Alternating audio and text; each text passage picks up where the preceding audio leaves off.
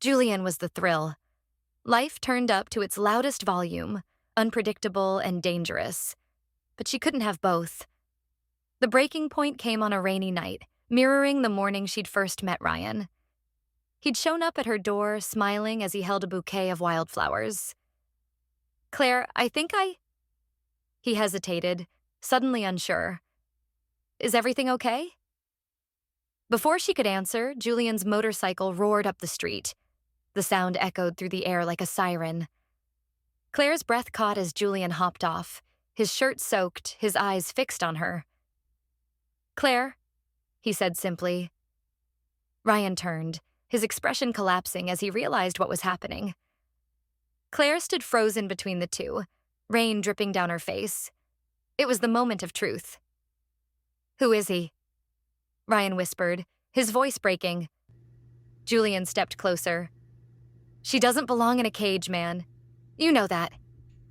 "Stop," Claire shouted, finally finding her voice. Both men fell silent, staring at her as she trembled. "I don't know what I want," she admitted, "but I can't keep doing this to either of you, or myself."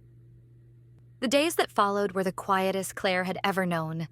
She didn't see Ryan or Julian. She didn't answer their calls. Instead, she spent time alone, learning to sit with her own heart. For so long, she had let others define what love was, safe and steady, or reckless and passionate.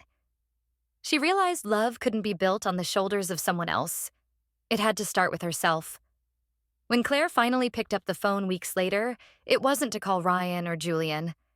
It was to call her best friend, to take a train to a new city, to sketch the future she wanted for herself, one where she wasn't someone's choice but her own.